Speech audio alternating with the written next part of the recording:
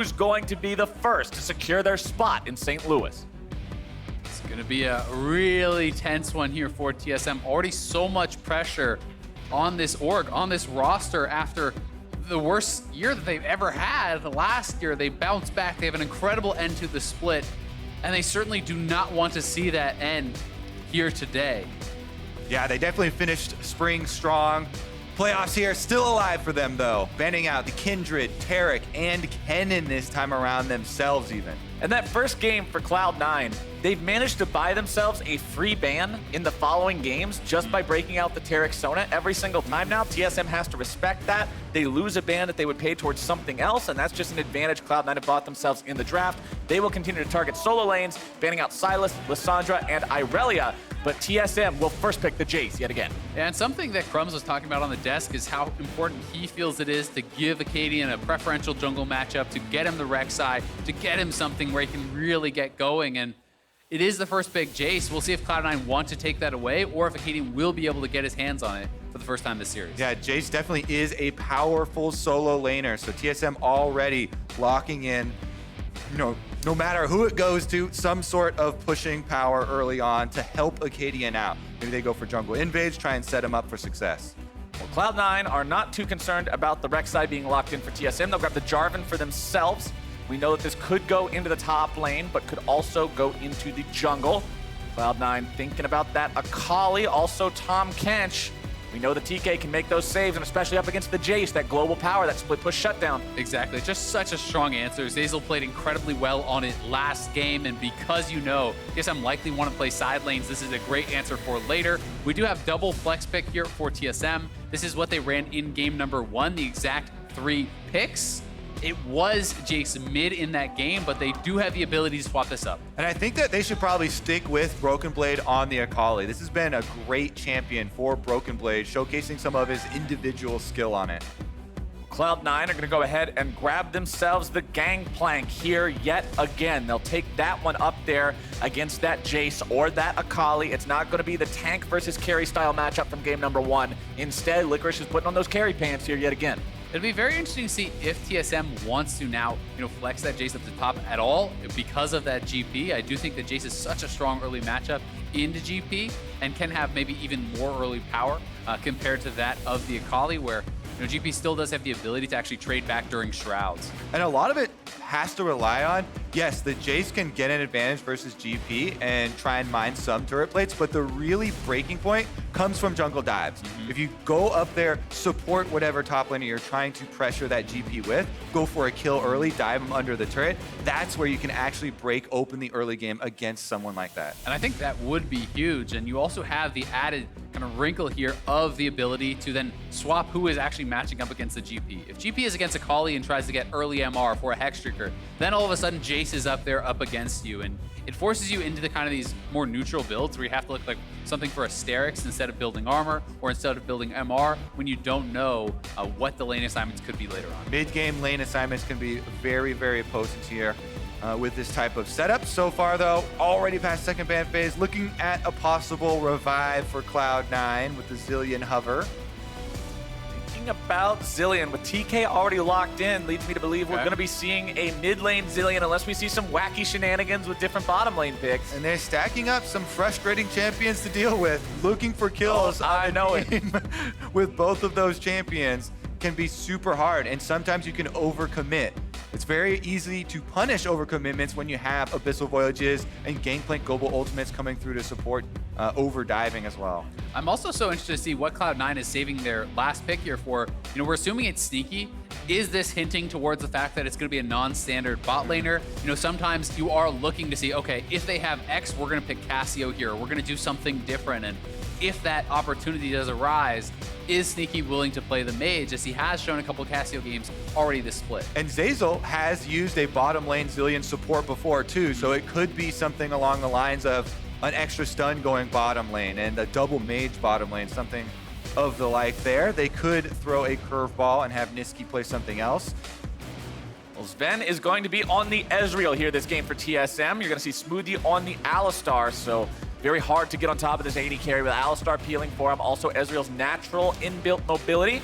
as the pick for Cloud9 will be the Jinx. What is scarier than a 1v9 hyper carry? A 1v9 hyper carry with TK and Zillion. And I actually love this. When they're going to lock in something like Ezreal that needs time to actually build up, does not have a super punishing lane, you can kind of just outgreed them, right? You can just say, all right, you're scaling up with the tier, I'm scaling up with an Infinity Edge. And the important thing to remember, you've only got tier for one eye now, Azael. You cannot double stack the tiers anymore. That was removed. So the Ezreal hyperscaling with both the Seraphs and the Muramana will no longer be available. The Jinx will definitely pop off harder in late game fights. Yeah, I think a lot of the action, especially early in the game, is going to be centered around these solo lanes. TSM going back to the same picks that they started out this series with for those solo lanes and for their jungler. This time around, it's about, can you execute on the top half of the map early on? And it is going to be that Jace going up to top side, not mid lane for Bjergsen this time around, will find that GP matchup definitely preferential. We saw how Broken Blade could pop off in the 1v1 in game number 1. You want to see him have that success, be working well with Acadian, and see Acadian have a bounce back game here for TSM to regain some momentum. And TSM, the time is now. Their backs are against the wall. It is match point for Cloud9. The reverse sweep is the only way you walk away with a win here and find that ticket to St. Louis.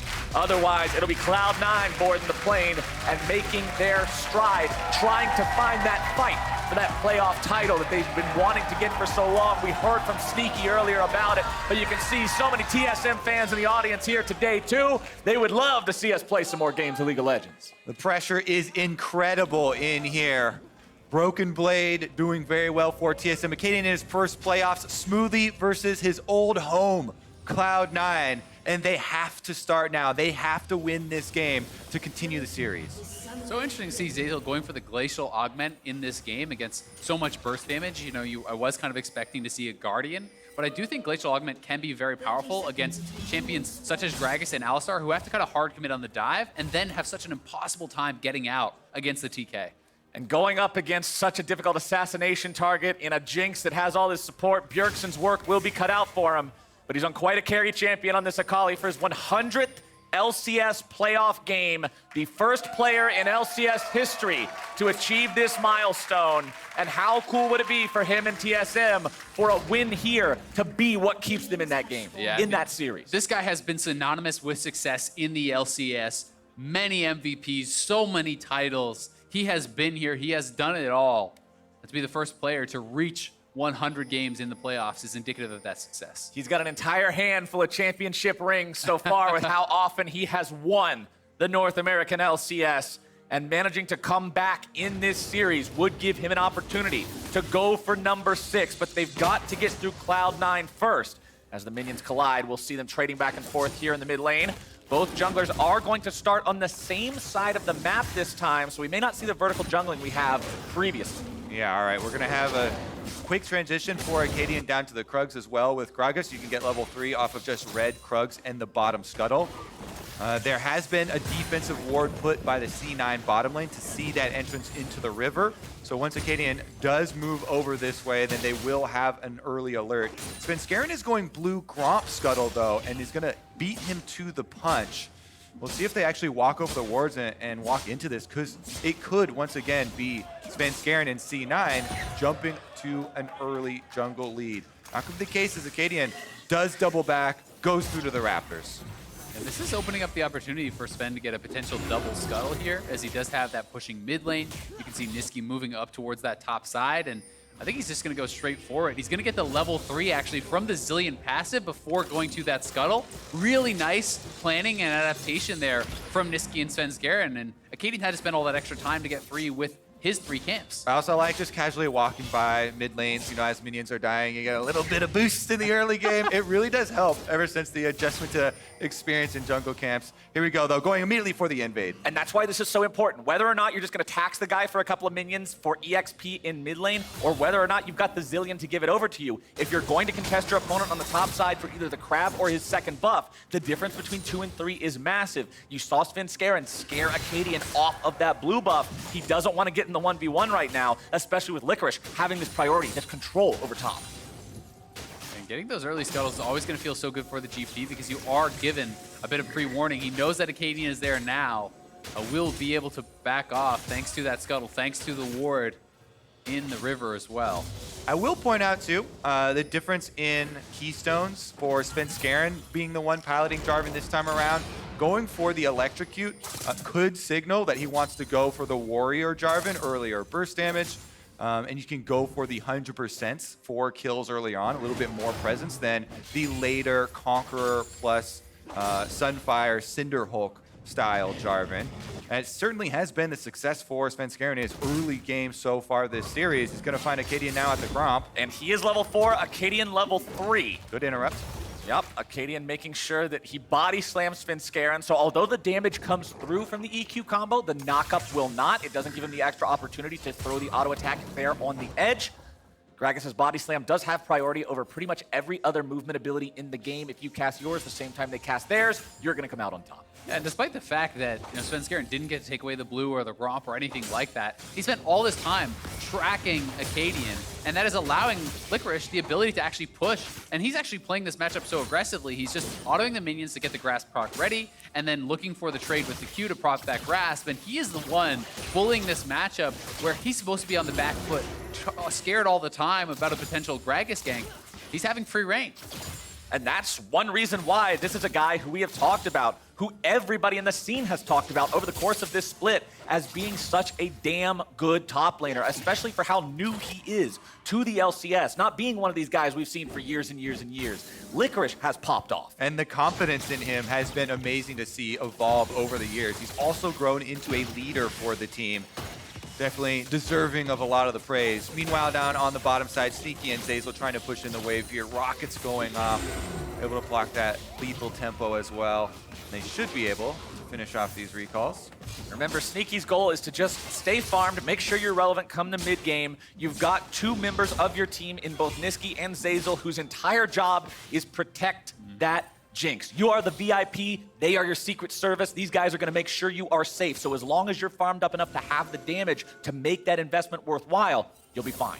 And not only is it the revive and the safety brought from that Tahm Kench, I just think that the speed up from Zilean is so enormous, allowing Jinx to dodge in and out of these fights, get additional hits off with the rockets, and that in combination with the Jinx passive, get excited when you do get a kill, can make it so threatening for these squishy members on the side of TSM, because we're not expecting any true tank whatsoever to come out from them. We're expecting an AP Gragas. We're expecting all these squishy members. Yeah, once again, it's TSM looking for a more split map. They have a lot of individual possible plays they can create. Ezreal's very safe at peeling for himself, where the solo laners can create things. But C9 do have a lot of possibility of bringing their champions together. It's always what you want to look for with a Zilean team, grouping up a bit more. Yeah, as fun as it is to run around in circles really fast and ult yourself so you don't die, Zilean would much rather help his teammates facilitate their own combinations in the team fights as Bjergsen continues to farm up here in the mid lane, finding himself some nice little trades against Niski, going into the smoke to get more energy back.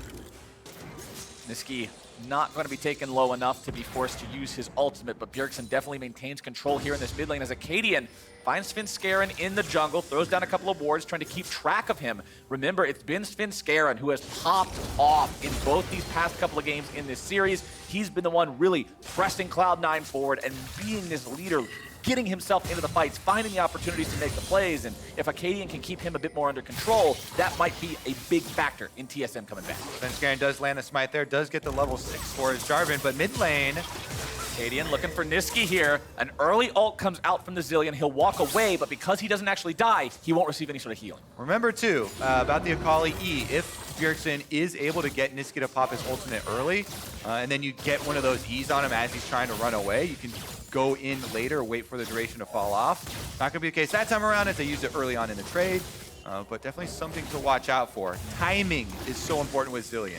It really is. It's target selection and timing, or else the champion is almost useless. And I think that it was an intelligent early ult from Niski, because there's a Predator Gragas walking in the side. If you get hit by a body slam flash, you're going to die before the ultimate comes out. So giving the respect to TSM that could be happening is a worthwhile trade.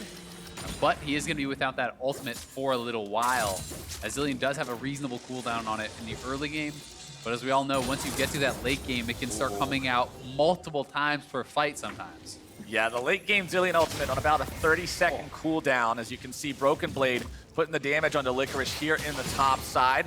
That Jace winning the lane as you would expect him to now, has the serrated Dirk, so as those shock blasts land, it's going to be piercing plenty of armor, none of which has been built yet on Licorice. Sometimes you see players build a little bit of early armor against a Jace to sort of nullify the lethality, but that will not be the case here. Svenskeren and Zeyzal heading into Svenskeren's top side jungle. He knows that Acadian's been looking at this part of the map, so he wants to bring backup in case he's getting invaded.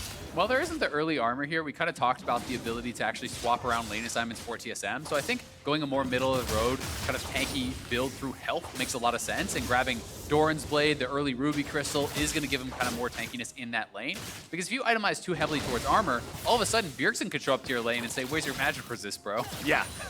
Also, something we're seeing right now as the bottom lane's got their support recalls off, Zeyzal did go over to the top side of the map, possibly threatening some map movement up there with the Abyssal Voyage on the top side if TSM did go aggressive. Not going to be the case, though. They continue defensive play, wards on their own side of the map primarily. And I like seeing these farming ults coming out from Licorice's Gangplank. Sometimes you see players be afraid to do this, especially when you compare pro play to like a solo queue type of environment. They always want to save the ulti to make some kind of a play, try to snipe a kill, but Licorice recognizes the importance of utilizing it to maintain wave control, not lose too much presence in there as he is going to fall behind further and further in that lane. Instead, just wants to make sure that he stays rather equalized, as Svenskeren has found his way onto the Mountain Drake and will look to take that one down. Yeah, this should be C9's because there's been a recall from Acadian, and Broken Blade on the top side doesn't have teleport back yet ready. So C9, control wards go down, vision turns off for TSM, and they should be able to secure this Mountain Drake. No tormented soil to come through the wall. Svenskeren will secure that one for his team, and Cloud9 makes sure they grab themselves that first neutral objective. Mountain Drake means plenty of objective control as the game goes forward. It means the possibility of earlier Barons. It means greater ease in taking down turrets. And it also means, considering there's still 3.5 minutes till plates fall, the chance to get more of that money too. I think the ease of taking down turrets is pretty impactful with this actual team comp that they have, right? You have a Jinx who has such long range with the rockets. You have more access to those turrets already. Tahm Kench can be standing behind you in case of any impending engage, and that can be fairly impactful, but it's going to be TSM trying to play to their strong side of the map. Ghostblade completed already for Jace. He should be running that lane with that early item completion. They're going to use that to try to take this Rift Herald. And there's still plenty of time to use the Rift Herald to get some money off of turret plates. You can even almost finish off that top turret on that side. Broken Blade has been whittling away at those plates himself. Only 3 left. And that's where I'd love to see them use it. I mean, not only can it be a big advantage for Broken Blade himself, but that can unlock him from that top lane to start invading the top side of the jungle, with Acadian, pressuring Svenskeren, taking over that quadrant of the map and threatening roams to mid lane as well. So we'll see. You can see Svenskeren is up there trying to be ready for any sort of potential play and defend this turret with him. We'll see if they're going to be able to hang on to it. Looks like Acadian's coming too. Broken Blade hanging out in this brush. Trying to get himself away now. Svenskeren shows up. Broken Blade's just trying to buy enough time for his jungler to get there.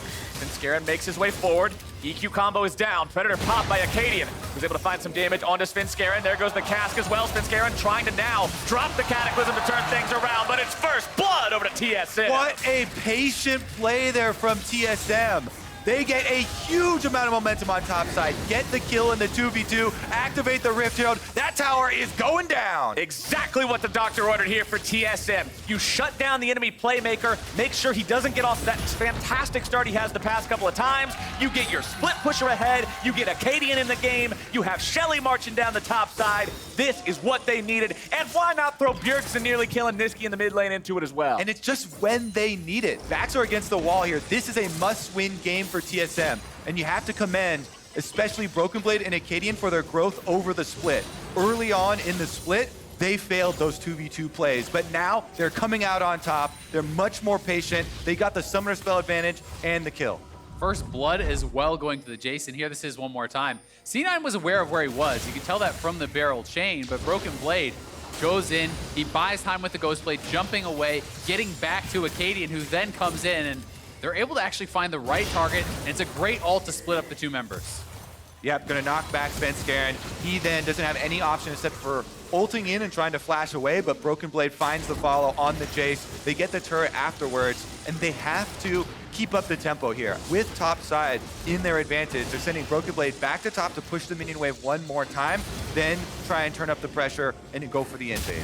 And TSM is winning in farm in both the solo lanes. The jungle is pretty even. The bottom lane is even, but you've got Klepto versus not Klepto. And when you combine that with the fact that they've got plates, that they managed to get first turret, this team is 2,000 gold up. This is a very nice early lead for TSM. Certainly is, and we'll see if they can continue to push that forward. You want to be snowballing that. You don't want the game to be stalling out against Jinx, Zillion, GP. That is a terrifying composition later into the game. And now C9 looking to make a play, but there's more TSM members here. Smoothie rotating up first, making sure TSM maintains control over the river. And that means Acadian gets to secure the Scuttle Crab, as Licorice is still on his back foot here on the top side, defending the tier 2. Yeah, you definitely have to be careful about over-chasing when there's a Zillion on the enemy team. So not going into any fog of war plays there. Bottom side has consistently been pushing also for Cloud9. And with the threat of the Abyssal Voyage from Zeyzal coming up, these numbers can change quickly. This is what I talked about earlier. That turret falls down, all of a sudden they are in your jungle, they are in your face. Jace is here, GP. It's very hard for him to follow into darkness against this guy that can 1v1 him if he's off the turret. That's not your jungle anymore. That's Jace's jungle. You just get to stay there if he happens to let you do it. As Broken Blade is going to find his way onto Licorice. More damage coming in. The Gangplank forced to flash out to keep himself safe. Bomb strapped to Bjergsen. Red buff going to be taken low. Accelerated Shock Blast will nearly kill Licorice. And that means TSM walk away with the red. I think C9 should have just given up that red buff, to be honest with you. You know, Licorice putting himself in danger costs him the flash, and they lose the buff anyway. That pressure should be transferred down to bottom side very quickly for TSM. This is an Infernal Drake. C9 know it. They're setting up their vision, and they're trying to take out these wards so that TSM can't use that top side victory in the red jungle to quickly take another objective. It is a recall for Broken Blade, level 11, another lethality item added here with Serrated Dirk on top of the Ghost Blade, and he is making a teleport towards the Infernal. It is teleport advantage for the side of TSM. Broken Blade coming down now. Nice damage onto Sneaky. True Shot Barrage. Sneaky's out of the fight. You have to abdicate this Drake. Yep, you land a couple skill shots on the enemy carry, and that's a dragon. Yeah, Sneaky having flashbacks to the last time they played TSM with that poke comp. The lethality Varus, you know, obviously a different situation, but oh my god, that early lethality coming through from the Jace, so devastating. And normally we say a couple to talk about, oh yeah, some things hit him, but that was literally 2 shots that took Sneaky from 100% down to 25. The Shock Blast doing half the work. True Shot Barrage just adding a little insult to injury. And even though the focus right now completely on TSM in their must-win game, C9 still focusing on farming up late. Their Zillion, Jinx, Gangplank 5-on-5 possibilities later are their hope in ending out this series. They don't want to let TSM extend it. They want to move on right now. And you've also got to remember how much wave clear Cloud9 has in their kit, right? These are 3 really strong wave clear champions also. So it's going to be up to TSM to be able to find the opportunities to dive or force around neutral objectives. Because you cannot just walk up to a turret without a Baron buff and expect to take it against Zillion, Jinx, GP. But what you can do is walk up into the enemy jungle when you have a Jace that is this far ahead, when you are Acadian, and take total control over this area. Sven Skaren not having the same kind of a game this time around that he did in the first 2. I mentioned it when we saw the first Bud play in the top side, but Acadian coming out on top in that situation, making it so Sven Skaren doesn't snowball himself early on, pays big dividends for this team. No flash. And now Broken Blade is making it happen yet again, but the cast will not be at the proper angle, and Licorice walks away. Licorice able to get the heal off there later while he's in the air, does not go down, does defend himself. TSM don't lose anything by continuing to dive the tower though. And this build is working out a lot better for Acadian in this game. In game number 1, you saw him also go for this very aggressive Sorcerer Shoes, Oblivion Orb, Runic Echoes, Gragas build. But because the team was entirely so far behind, he just got blown up when he went into the fight. Because the game is much closer this time around, TSM still enjoying that 2,000 gold lead, this Gragas is actually very threatening. When he comes into the fight, you will take a lot of damage, regardless of who else is there. Especially when you combine it with the immense amount of poke that can come out of this lethality Jace, right? You know, you saw Sneaky get hit to half health from 1 Shock Blast. That is easily within kill range from 1 combo of the Gragas. Cloud9 moving up now, recognizing their chance to maybe clear out some vision, but Sven's going to return some poke. Nice zap over the wall there from Sneaky to try to equalize a little bit of that. Svenskeren works his way towards this bottom lane here as well, but Acadian is also pathing down. Sneaky trying to trade back and forth. Autos with Sven. Acadian coming around the side. He's popping the Predator. He knows something is up. Svenskeren wants to get himself away with a blast cone. He doesn't target himself into the pit. Bjergsen's making his way over now as well. Svenskeren has flash. Recognizes that he doesn't have to use it. Zeyzal's there to keep him alive. Makes it into the waiting arms of Zeyzal. Does get hit with the two-shot barrage on the way out, though. So that damage bar is going to give TSM extra pressure on the turret because there's not a lot of life for them to defend with. Yeah, and Sneaky going to be alone on the bot side. They're now taking this pressure down to the bottom side of the map. They're taking away this jungle. You can see Sneaky having to be quite safe in how he actually approaches this turret. Just now walking up to try to collect some of the CS. And Acadian grabs the blue buff as well. They deny that from Cloud9. They keep it away from Niski. Svenskeren didn't have a smite to even try to fight for it. Remember, while C9 do have very good denial tools in the Zilean Ultimate, in the Tahm Kench, they do not have sustain for healing back up afterwards. So you may be able to escape with your life, but if everyone is chunked down too low, then you still might lose an objective anyway. Definitely possible, and this next Infernal I feel like is going to be such a critical part of the game. Giving over double Infernal to TSM, who is so many members building AD, building AP, that is an enormous advantage. For, oh my god! Sven, you want to talk about some advantages. Sven finds a kill onto Sneaky for free. We'll get a replay of that one here in a moment. But Cloud9 giving away kills like that. TSM recognizing the opportunity to take them. They're up 3,000 gold now, looking for even more from this bottom lane tier 1. Yep, Sven's Guys Murmana completed here, transformed. Iceborne Gauntlet is in full effect. Acadian comes through to help them get the turret afterwards with Demolish going down. That is going to be it. Tier 1 turret falls in the bottom lane. TSM continue to maintain control over this game. They've got that 3K gold lead, and they've got 30 seconds to get ready for the Drake. And thankfully for C9, Sneaky will still be back up for this, but here it is one more time. Sven straight in, hits the Cutlass. He just gets one combo pretty much. Yep, hit every single skill shot there, is going to be able to find the kill. Back to the scene of the Dragon, though. 13 seconds on the arrival.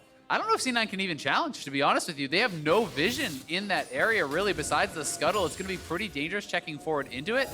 They really do not want to give up a double Infernal, though. If TSM can win this handily, they could potentially even go to the Baron. Here comes TSM. Broken Blade with a nice shock blast over the wall. Going to find the health bars of both Niski and Sneaky.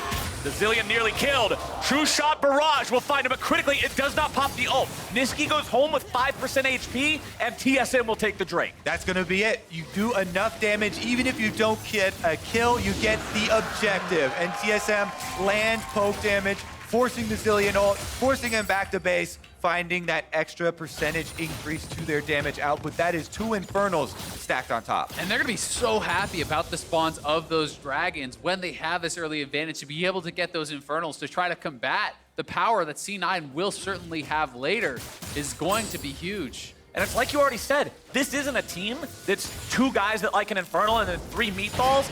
Everybody's dealing out damage on this squad except Alistar, but that is still so much pain coming out of the side of TSM. And if you're a TSM fan, you like the way this game is looking. The first couple of games looked a little rough, but the squad is doing an excellent job bouncing back here in this third one. Broken Blade and Acadian specifically. Acadian with that Morello Namicon completed means even any heals that might come out from the side of Cloud9, mostly just the Gangplank Orange as well as any lifesteal that might be built, will not be nearly as effective. Sneaky is the next target. Broken Blade waiting around. Not going to overextend, though. You can see the vision control really doing a lot. And Zeyzal coming up the river here means there's too much defense. So some good restraint shown by Broken Blade there. Gets the damage poke off, but does not forfeit his life. Now we got to see how TSM can play around the Baron. We saw Cloud9, how effectively they were able to play that style of game in the last game with this sort of an advantage. It's now TSM who have the stronger positioning, who have the double Infernal, and you want to see them wrest that Dragon control away, wrest that Baron control away. And something that TSM haven't been able to do before, which they are set up to do now, is get side lane pressure. Broken Blade gets attacked, 2v1. All right, Zeyzal's coming in. This is what we were talking about with Tahm Kench being able to punish the split pushers. EQ combo not gonna find the mark, but Sneaky's able to grab himself the kill with the super mega death rocket. C9 get their pick. Abyssal Voyage, so big. Always mentioned in these split maps. Zeyzal finds it, and that is C9 getting some gold back for themselves. And not just getting gold back for themselves, but they get on the board and they get it on the Jinx. Sneaky is already at 2 items with the Infinity Edge and Runan's Hurricane. Jinx, one of those traditional crit marksmen that you want to see hit 3 big items and then she's online. That's sort of a timer that TSM has to be very cognizant of. Yeah, and off of that kill, he has enough gold for another Zeal. So that is very, very close to that kind of dangerous point in the game. And it's C9 who do have control around this Baron, trying to clear out some wards, maintain that for themselves. And they're another member on the map right now. This is so critical every single damn Benzel has time. ult. It's Niski being taken down super low, but never actually killed. The ultimate never gets to proc the heal, and TSM is doing so well at making sure this Zillion is just completely suppressed. Again, the damage done, you get an extra amount of pressure, and TSM needs to keep that pressure up for the rest of this game. All lanes are trying to push ahead, threatening a dive here. Arcadian's charging up. Smoothie over the wall might be able to make something happen here as well. Svenskeren looking to come back around from the other side. Arcadian going to be taking a lot of damage, taken very low, having to get himself away. Sidestepping away from the rocket, goes into the stasis. The bombs come down, the damage goes out, and there goes Arcadian, but mid lane turret will also fall. That is jungler down for TSM, but Broken Blade pushing heavily on the top side of the map,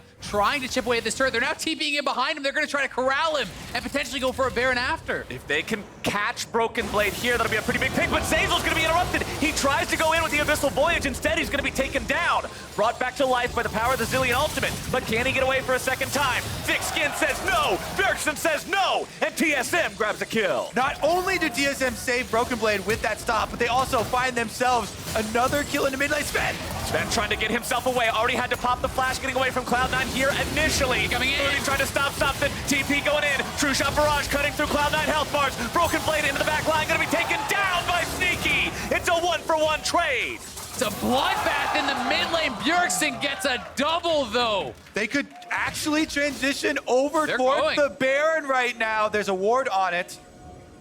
Ward. This is going to be risky. Smoothie is fairly low, but they're starting it up. It looks like they're going to commit. I mean, there's no flash on Sneaky or Licorice. Licorice has no ultimate either. Gangplank cannot just fire the barrage in the pit to make this one cancel out.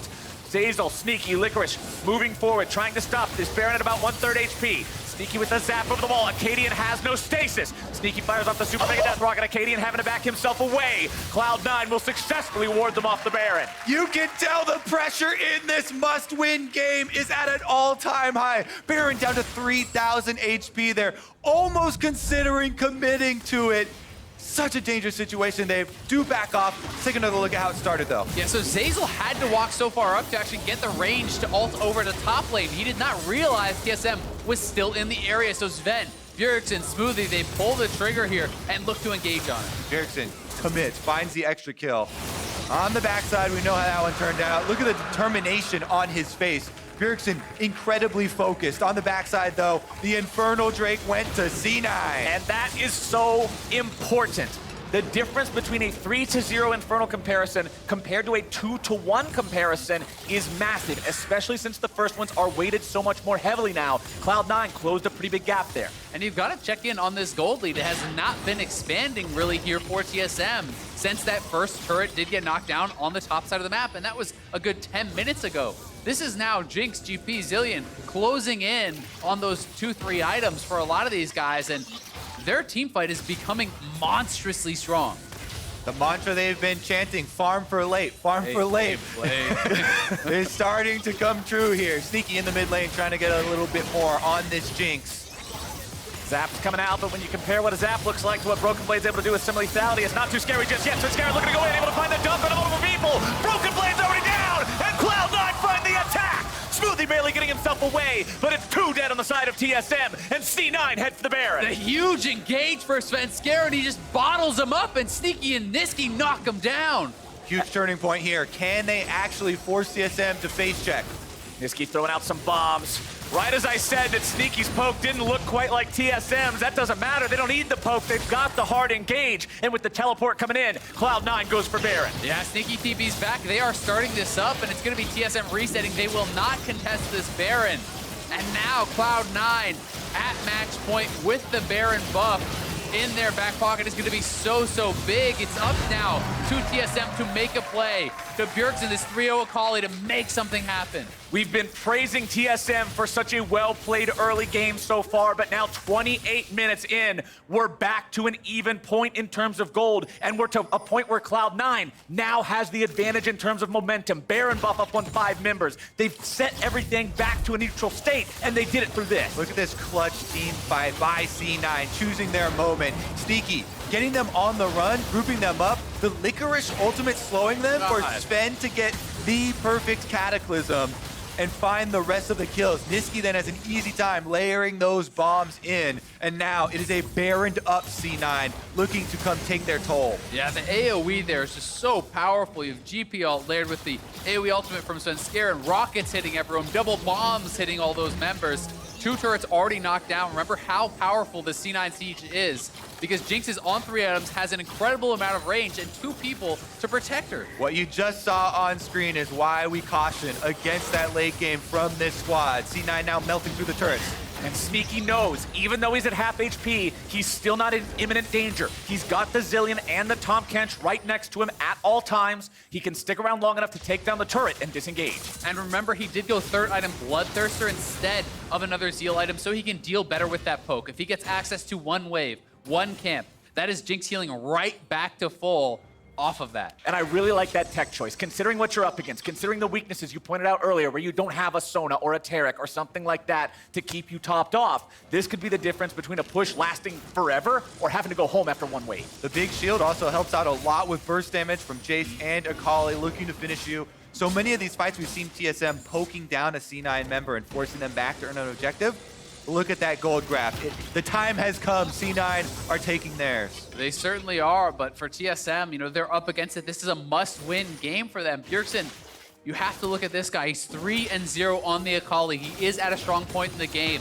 Certainly someone who can take over a team fight and make a big play, and that's what they're going to be looking for as he's TPing in very far behind. Bjergsen coming in to try to make some sort of a flank happen, but Cloud9 has the opportunity to still do something before he makes his way into the fight. Smoothie's going to be the target, taken very low. Ultimate keeps him alive for now. A lot of damage on Cloud9, and here comes your janitor, baby! Mop and bucket at the ready. It's Bjergsen on cleanup duty. Svenskaren's going to be taken low. Sneaky's going to be taken down. Zazel drops next. Svenskeren with the flash away, but Bjergsen is spinning that come all the way around. TSM will find their fight. When they need him most, the former MVP comes through, teleports in, and TSM pick up 4 for 0. Game 100 in the LCS playoffs for Bjergsen, not willing to have it end in a loss. Monstrous fight there, but the coordination was not on point for C9. As you watch, the Devour and the Zillion ultimate will be used on Sneaky at the exact same time. And this poke and that overlap of cooldowns set up for Bjergsen's team fight. And before he even gets there, the damage output from TSM setting up these low health kills. This is what Akali loves to see when you arrive late, right? A couple of low health targets goes in for the execute. So much work was done by Akadia and Sven, smoothly buying time and getting those C9 members low. All business here for Bjergsen.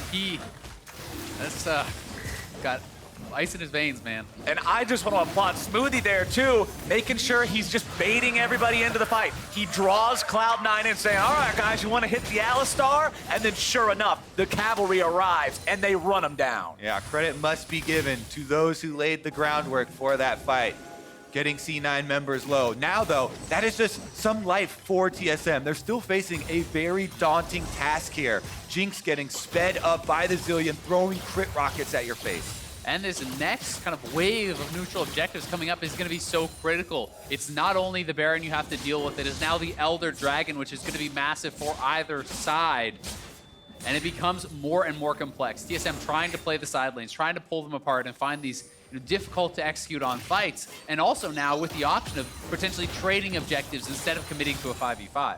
The first 2 games were swift victories here for Cloud9, but Game 3 is promising to be the kind of show that everyone was expecting from this series coming into the semifinal today. So many matchups historically between these 2 teams throughout playoffs at different stages. Many times before they've met in the finals, semifinals as well. Cloud9 want to make this one another victory for themselves. They would love to close this chapter as a 3-0, but TSM will not allow that to happen so easily. All right, Sneaky going offensive again, gets caught. Sneaky's on the front line, immediately going to be ulted by the Zillion. Zeyzal now has to save him when he resurrects, or else there's going to be some trouble. Sneaky's going to be gobbled up, Devourer keeping him alive. Niski getting himself away. Sneaky's going to be taken low. Bjergsen is still looking to find the damage. He is dominating. Sneaky's in a fight, and Cloud9 is destroyed. TSM find another team fight. 4 more kills for themselves, and Niski's on the run. There is a damn good reason this man has played 100 playoff games. Bjergsen is putting the team on his back. He is finding the damage, and he is trying his hardest to get TSM this win. It's because he keeps on winning them and getting deep in these playoff runs, and TSM now looking to potentially crack an inhibitor tower. We'll see how far they can go. Niski does have very good waves there and may want to defend this, but this is, again, feels like C9 maybe getting a bit overconfident there. Sneaky charging in on an Alistar, and Zeyzal was not close enough to actually devour him out. And the Baron is now on the map. TSM transitioning over. They should be able to burn this one down. The death chambers are still in effect for C9. No one around to contest. You started that sentence with the Baron is now on the map, and practically before you're even able to end it, the Baron is off the map. That one is secured by TSM and Acadian. These guys back in the driver's seat once again, and let's take another look. Sneaky so far forward. Yeah, Zeyzal needs to be right beside him if you're going to try to play that aggressively onto an Alistar. They do drop the Zillion ultimate immediately, but now you're on so much of the back foot. They're all chunked down, and in comes Bjergsen. Yeah, that was a big engage from Smoothie on his former lane partner. And then the execution from Bjergsen. 4 deep in C9 members. Finds the kill, survives, and TSM win the fight. A little bit of a cracked smile there from Acadian. He knows they're able to find these wins, and TSM now 5,000 gold up again. The pendulum swings back and forth between these two squads, and TSM will now look for a way to use this Baron, push this lead, punish Cloud9 for Sneaky's over-aggression. Fans wanted a 5-game series here, and C9 showing a lot of early domination. There's still life in TSM. And they're coming for the secondary turret first. Should be able to clean this one up. Licorice trying to clear those waves, though. Licorice takes the accelerated shock blast from Broken Blade. Sven needs one more auto attack to take down this tier 2 in the bottom side. Bjergsen will continue applying split pressure here in the mid lane, but Cloud9 lose the tier 2. Also worth noting, all of this vision on this side of the jungle here for TSM. They're trying to set up for a potential Elder. Their Baron will still have a minute left on it when the Elder does spawn. That means that C9 is going to be corralled in their base. That C9 will have a difficult time approaching that potential Elder Dragon. Sven taken down to half HP. Scarin is on the side here, looking for maybe the opportunity to find some sort of an engage. Sneaky got hit by the accelerated shock blast yet again, but as you mentioned earlier, Azale, the Bloodthirster shield does a good job at preventing that from really chunking him down too hard. TSM will maintain control. They'll continue pushing up here. Mystic shots flying into the minion lines as Sven takes a little bit of damage, but he just walk right out of the bomb. And with 25 seconds until the Elder spawns, TSM wants to maintain control and then be able to retreat back to that objective. Remember, Elder can be burned down so fast. 16 seconds left on its arrival, and we will have a reset for TSM preemptively. Pushing up the waves, able to gain their vision control, not letting C9 get too much back there. There is one deep ward that they've pinged out behind TSM currently. That is the lone ward providing vision here for C9 around this critical objective. Yeah, my big question is for C9, do you even leave your base to try to contest this? Because if you die, Baron buff is still active. TSM could potentially just end the game. You know, do you have the confidence that, hey, we can just keep picking up these items, keep getting stronger, wait till later? Because I think it's such a dangerous approach for this Cloud9 team. If Bjergsen has completed the death cap, here comes Svenskar, and they are moving up. Smoothie is setting up for a potential flank. So is Bjergsen. Elder Drake already at 4,000 HP. Gangplank ultimate called in from Licorice. This is going to be the fight that could very well determine the game. Smoothie going to be taken down to half HP. Bjergsen going into the back line, looking to maybe take down Sneaky. Going to be revived now by the ultimate from Niski. The dragon is slain by the side of Cloud9, but can they find the fight? Licorice has already been killed off by Bjergsen. Cloud9 still looking to find even more. Sven getting himself away over the wall. It is a 1-for-0 trade. TSM have won the fight, but they lost the objective. It's the smite again from Svenskar, and time again, he is the one coming up on top.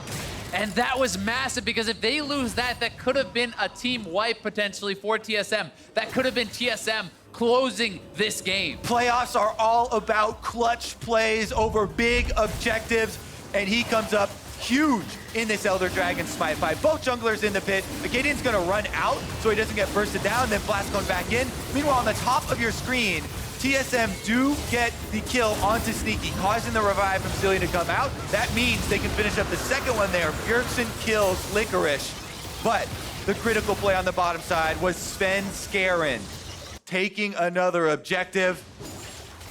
Yep, and he knows that that's got to be a frustrating one for him, losing that Smite fight. TSM had to back off, had to give respect to that power of that Elder Dragon buff, and now it's C9 again. Their time to run the map. So many items have come through. This is almost a full build Sneaky. He just needs that stopwatch into a GA, but C9 can group up, can siege, and look to really posture forward on this map. Right now, they're actually ahead of Bjergsen here, who's trying to make the escape on Akali. Very mobile champion, should be able to get out with no vision from C9.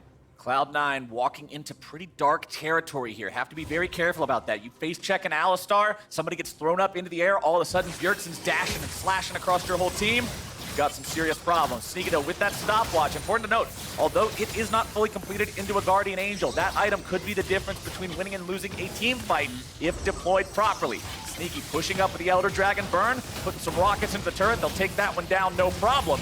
And that is the 5th turret acquired by Cloud9. They'll tie that count up. And Jinx is such a monster in the late game. The extra range from your rocket form doing so much to allow you to take objectives like that, plus getting the poke out. Zillion constantly going for the speed up, and Sneaky finding that poke. I think that range differential is partially why Sven has gone for this triple lifesteal build, to be able to just constantly heal it back up. He knows he's going to be taking so many of these trades that are towards Sneaky's side. He's a Bloodthirster, Mercurial, as well as the Gunblade. This guy is going to lifesteal straight back to full if you do not kill him dead. Now, Elder Drake has expired to the side of Cloud9, so that means TSM does feel a bit better about taking a fight. And if we're talking about taking fights, well, one will surely break out here soon, as Baron will be alive in 3 seconds. Both teams having enough damage on their compositions to shred that one almost immediately. As Sneaky will continue clearing out the wave here in the mid lane. You can see 900 damage crits onto those minions. Broken Blade will eat a single rocket there. Not a crit, fortunately for him, in the side of TSM. Yeah, Sneaky actually did end up selling his stopwatch for the Hexdrinker here. Wants to be able to survive against Acadian and Bjergsen, and there's also the Locket, there's the Knight's Vow, there's so many items coming through to support him. And the next biggest objective is the vision just leading up to Baron. Right now, Cloud9 already have the power over this river, and that gives them power over the game. They're dictating TSM around the map. They have to use all of these tools they have to constantly check the Baron, constantly poke into the fog of war here, and you can't afford to make a late game mistake. 40 minutes into the game here with game number 3 on the line.